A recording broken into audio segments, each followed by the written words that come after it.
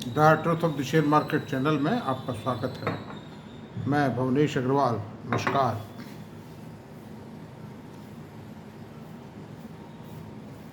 आज बाज़ारों में तूफ़ान मचा हुआ है, पूरी दुनिया के बाज़ारों में तूफ़ान मचा हुआ है आज। और मेरा ख्याल कोरोना काल में मंदी आई थी, मार्च और अप्रैल जो था बहुत ख़राब था।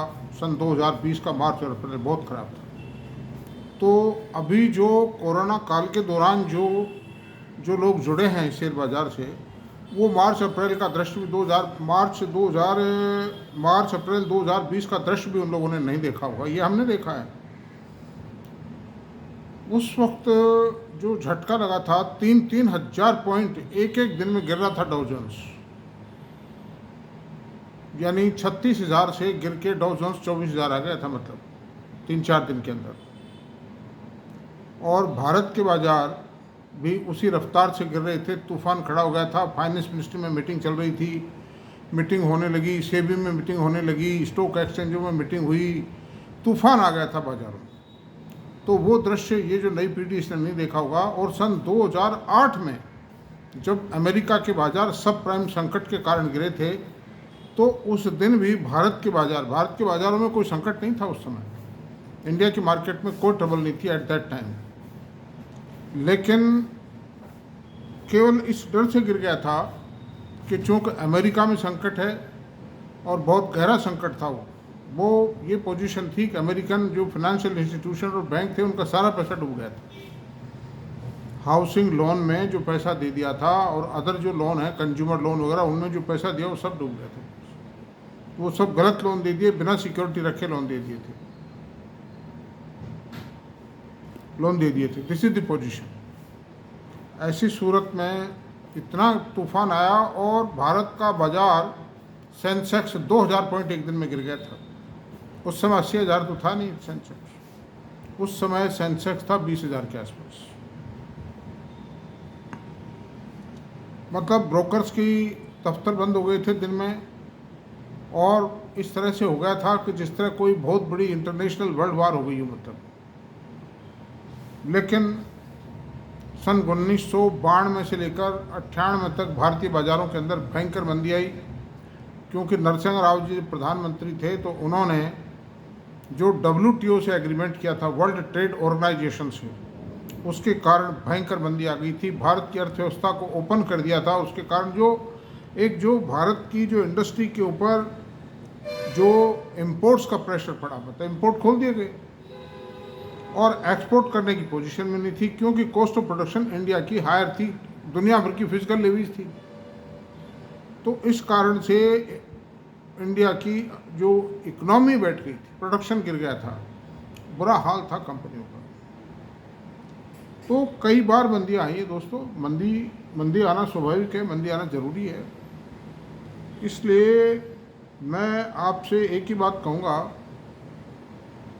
कि ऐसी मंदी में एक तो वो लोग साफ हो जाते हैं, छोटे मोटे इन्वेस्टर, मीडियम लेवल, जो एफ एंड ओ में खड़े करते हैं सौदे, फिनिश।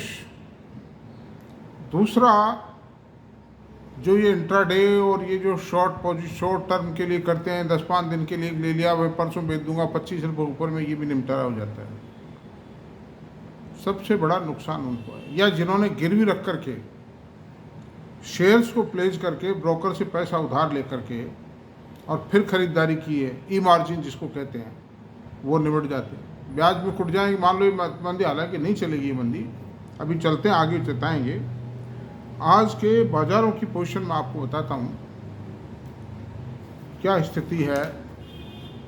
आप भी देख लिया होगा, बहुत से लोग शेयर बाज़ार को लगातार वॉच करते हैं, उन्होंने देख लिया होगा।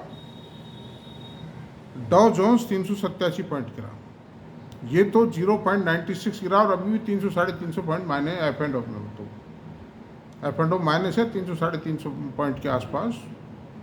निक्केई 12.32 पॉइंट गिरा हुआ है। हैंग सेंग 0.45% गिरा हुआ है।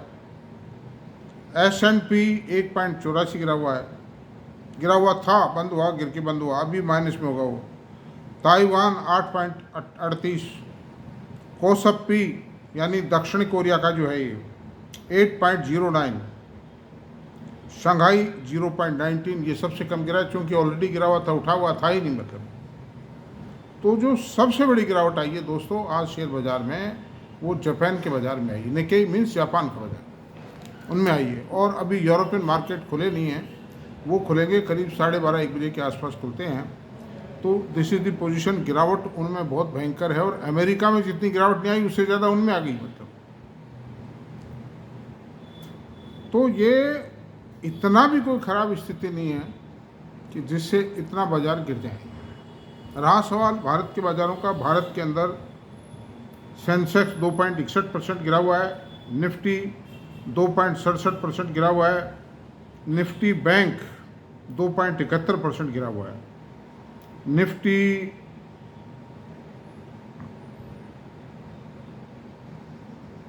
निफ्टी जो है मिड कैप 1998 पॉइंट गिरा हुआ है, नहीं 98 पॉइंट गिरा हुआ है, यानी मिड कैप जो इंडेक्स है वो 3.49% गिरा हुआ है। और निफ्टी नेक्स्ट 50 3.44% गिरा हुआ है। निफ्टी स्मॉल कैप गिरा हुआ है 4.4% गिरा हुआ है। और निफ्टी आईटी 3.70% गिरा हुआ है। निफ्टी ऑटो 4.17 गिरा हुआ है। और निफ्टी पीएसयू बैंक 4.33% गिरा हुआ है। यानी जो इसमें भी सबसे जो बड़ी गिरावट आई है, एक तो निफ्टी पीएसयू बैंकों में गिरावट आई है in terms of percentage index में, और एक आई है निफ्टी नेक्स्ट 50 के अंदर 3.44% की गिरावट। और ये बाज़ार संभल गया था थोड़ा, लेकिन जैसे ये जापान के बाज़ार और इनमें गिरावट आई ना, कोरिया में, जापान में, वैसे ही यहाँ गिरावट और आ गई। लोगों का सांस टूटता है, खरीदारी रुकती है। जो मार्केट को सपोर्ट कर रहे थे, जो लोग पीछे हट जाते हैं एक बात हो। लेकिन ऐसा नहीं कि कोई बाज़ार ख़त्म हो जाएंगे। इतनी तेज़ी मंदियाँ मैंने पता नहीं कितनी देखी हैं, पता नहीं कितनी मंदियाँ आई, कितनी गई है। और जो अमेरिका में भी जो आर्थिक मंदी की बात करते हैं वो सब गलत बात है।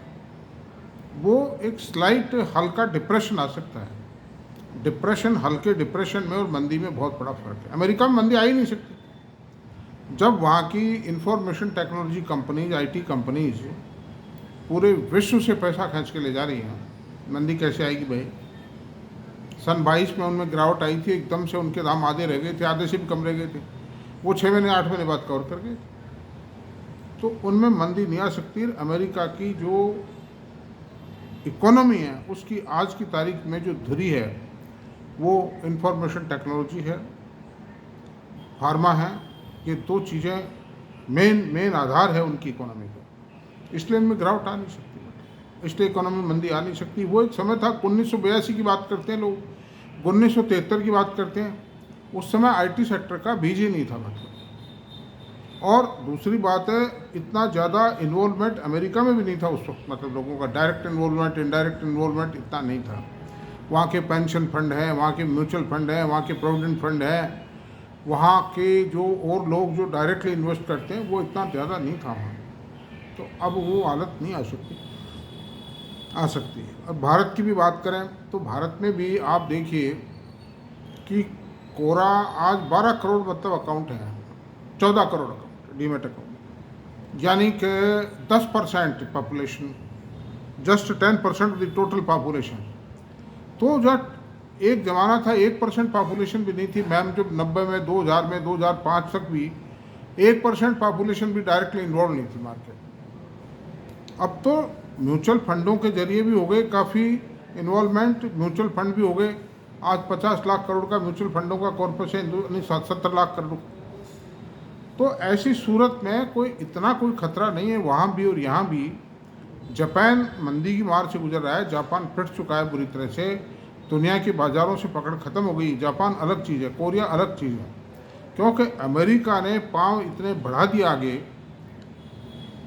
कि इंफॉर्मेशन टेक्नोलॉजी के कारण ही, R&D के कारण जापान बहुत आगे था।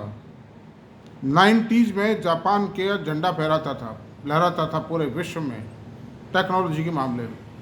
ये सोनी जो थे, सोनी था, टोयोटो था, होंडा था, ये इलेक्ट्रॉनिक्स ऑटोमोबाइल के अंदर उनका झंडा लहराता था। मतलब उसके झंडे को सलाम करने लगी थी दुनिया। और अमेरिका में ये आवाज़ उठ रही थी कि हाउ टू फेस द जापानी चैलेंजेस, लेकिन उन्होंने रिसर्च एंड डेवलपमेंट की ताकत से दुनिया में अपना झंडा गाड़े हैं। मतलब तो ऐसी सूरत में ऐसी कोई स्थिति नहीं है आज।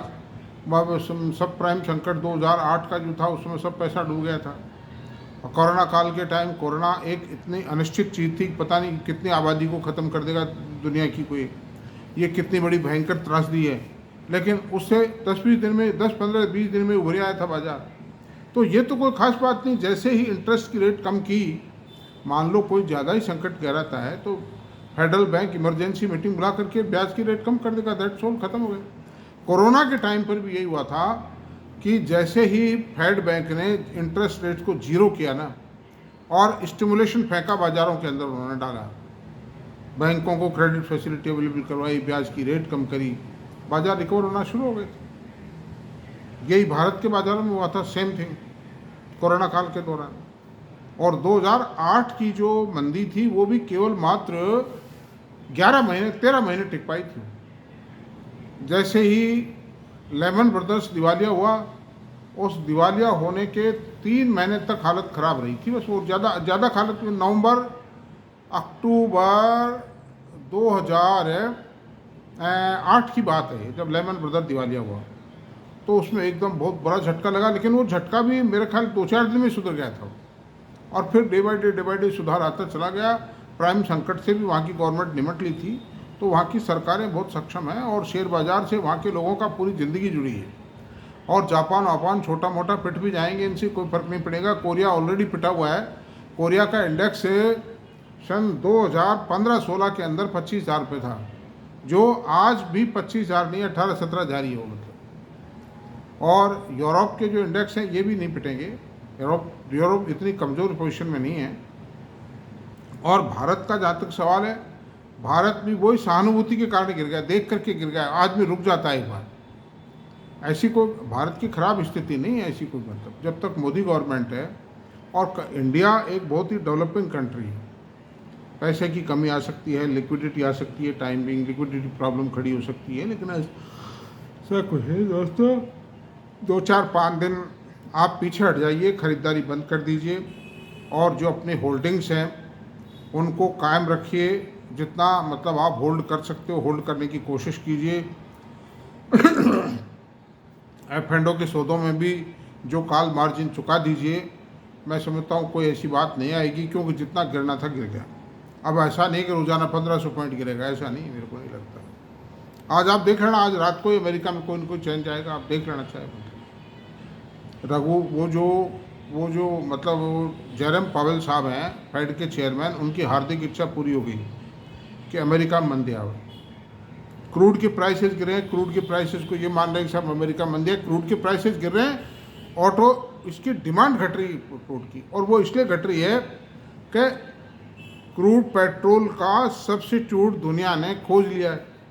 और वो सब्स्टिट्यूट ये है कि एक तो ये ऑटो, ये जो इलेक्ट्रिक व्हीकल्स हैं, आज दुनिया में मान लीजिए 5% भी 8% भी ऑटो, तो 8% डिमांड घट गई, और 2-3% से भी ये सालाना इनमें बढ़त आएगी, इलेक्ट्रिक व्हीकल्स में की संख्या बढ़ेगी।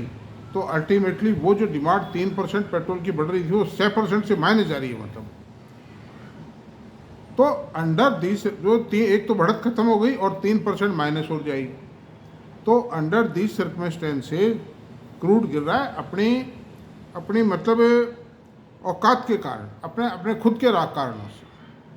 ये कोई आर्थिक मंदी का द्योतक और सूचक नहीं हो सकता मतलब अब। इसलिए, और अमेरिका के बाज़ार भी थोड़े बढ़े हुए थे। यहाँ अमेरिका में इलेक्शन भी है, और थोड़ा सा ये खबरें भी आ गई, कुछ ये मतलब ये जियोपॉलिटिकल खबरें भी हैं, इजराइल और ईरान की, ये भी हैं। इस कारण से भी थोड़ा असर है। सब ठीक हो जाएगा 2-4 दिन में, ऐसा कुछ भी नहीं है। और इंडिया में कोई घबराने की ज़रूरत नहीं, लेकिन सावधानी की बहुत आवश्यकता है। ये पोजीशन है। इंडिया के चैप्टर पे हम अगले वीडियो में बात करेंगे। उसमें भी कुछ जो बातें हैं, महत्वपूर्ण बात है, वो मैं आपको बताऊंगा दोस्तों। बाकी आप घबराएं नहीं और उठपटांग काम ना करें। क्षमता से बाहर बिल्कुल ना जाएं। आपकी क्षमता में आपने शेयर खरीदे हैं ना, आप उनको लीजिए और आराम से क्रिकेट मैच देखिए, पिक्चर देखिए, गाने सुनिए, घूमिए फिरिए, खाइए पिए, मौज कीजिए, कोई चिंता की बात नहीं। सब ठीक हो जाएगा, तो 6 महीने बाद हो जाएगा, और क्या होगा मतलब। लेकिन आपने अगर कोई सट्टा खेला जिसके लिए मैं मना करता रहा हमेशा, तो आपका काम मतलब ये समझ लो आपको नुकसान उठाना ही पड़ेगा। मैं हमेशा छोटे आदमियों के लिए सट्टा नहीं है। सेबी भी यही कहती है भाई छोटे आदमी मत खेलो, नहीं माने तो क्या इलाज बताइए। इंट्राडे मत खेलो, इन्वेस्टर बनो, म्यूचुअल फंडों में पैसा लगाओ, फंडामेंटल स्ट्रॉन्ग शेयरों में पैसा लगाओ, ग्रोथ ओरिएंटेड शेयरों में पैसा लगाओ। वो सब क्यों है कहने का मतलब, इसीलिए है। तो दोस्तों इतना है, कोई घबराइए मत, और मैं रोज़ आपको स्थिति बताता रहूँगा, अपडेट करता रहूँगा। इसके बाद एक वीडियो मेरा और आ रहा है आज, और वो आपको निश्चित रूप से आज नहीं कल सुबह आएगा शायद वो, तो उसमें भी मैं आपको कुछ जानकारी दूंगा। भारत के बारे में भी जो खतरा नज़र आ रहा है वो मैं आपको खतरा बताऊंगा। मार्केट कितना क्रैश हो, मार्केट में कितनी गिरावट, किन किन सेक्टर्स में, किन किन शेयरों में कितनी गिरावट आ सकती है, वो मैं आपको बताऊंगा। ये है। थैंक यू बच। आपको मेरा वीडियो पसंद आए तो सब्सक्राइब करें और लाइक करें, शेयर करें, कमेंट करें। Thank you very much.